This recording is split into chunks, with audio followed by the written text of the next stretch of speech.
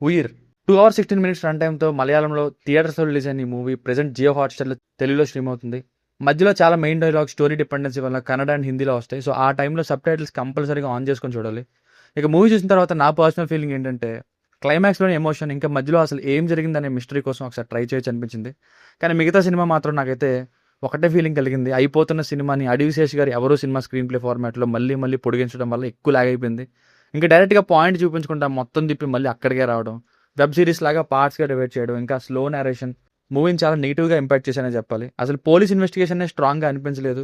ఇంకా మధ్యలో వచ్చే ఐటమ్ సాంగ్ స్లో పేస్ ఎందుకో నాకైతే అర్థం కాలేదు. అసలు ఫ్లోని డిస్టర్బ్ చేసాయి అవి.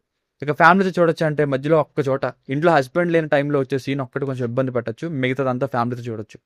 అసలు బేసిక్ స్టోరీ లైన్ ఏంటంటే కొత్తగా పోలీస్ డిపార్ట్మెంట్లో జాయిన్ అయ్యి ప్రొబేషన్ పీరియడ్లో ఉన్న మన హీరో అతనికి ఒక కేసు వస్తుంది.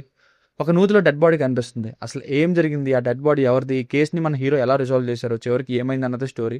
ఇది ఒక రియల్ లైఫ్ స్టోరీ బేస్డ్ కథ కావడం కూడా ఇంకొక ఇంట్రెస్టింగ్ ఆస్పెక్ట్ అనే చెప్పాలి. ఇక ప్లస్ పాయింట్స్ విషయానికి వస్తే ఆ బేసిక్ మిస్టరీ ఏదైతే ఉందో అది బాగుంది.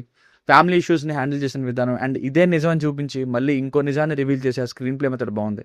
క్లైమాక్స్లో వచ్చే పిల్లల ఎమోషన్ ఇంకా బ్యాక్గ్రౌండ్ మ్యూజిక్ సినిమాకి మేజర్ ప్లస్ పాయింట్స్.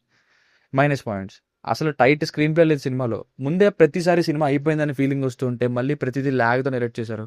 అర్థం కాని విషయం ఏంటంటే క్లైమాక్స్లో చైల్డ్ ట్రాఫికింగ్ విషయంలో అంతమంది పిల్లలు కనిపిస్తే వాళ్ళని కాపాడకుండా వదిలేయడం అసలు లాజిక్లెస్గా అనిపించింది. సినిమాని పార్ట్స్గా డివైడ్ చేసి చూపిస్తారు. ఆ టైటిల్ పేర్లు అవి పడుతుంటే నేను చదివితేనే అర్థమైపోతుంది నెక్స్ట్ ఏం జరగబోతుందని. థ్రిల్లర్కి మెయిన్గా కావాల్సిన పోలీస్ ఇన్వెస్టిగేషన్ ప్రాసెస్ కూడా పెద్దగా ఎంగేజింగ్గా లేదు. సో ఫైనల్గా మూవీకి నా వర్డిక్ట్ ఏంటంటే ముందు చెప్పినట్టుగానే ఆ మిస్టరీ ఏం జరిగిందని చూడడానికి తప్ప ఓవరాల్గా ఇది ఒక లేజీ థ్రిల్లర్ అనే ఫీలింగ్ కలిగింది. గంట సేపులో తేల్చేసే సినిమాని ఐటమ్ సాంగ్, సర్చింగ్ సాంగ్ లాగ్ వేసి 2 hours సాగదీశారు. ఆ చిల్డ్రన్ ఎమోషన్ బాగున్నప్పటికీ ఇది ఒక రియల్ స్టోరీ అయినప్పటికీ ఏదో అయిపోతున్న సినిమాని మళ్ళీ స్టార్ట్ చేసినట్టుగానే వెళ్ళింది. స్ట్రిక్ట్లీ ఆ వన్ టైమ్ వాచబుల్ ఫిల్మ్. దీనికి రేటింగ్ వచ్చేసి ఇది నా ఒపీనియన్ 2.75/5. మీకు నా వర్క్ నచ్చినట్లయితే అలాంటి మరిన్ని రివ్యూస్ కోసం మన ఛానల్ని సబ్స్క్రైబ్ చేసుకోండి. Thank you.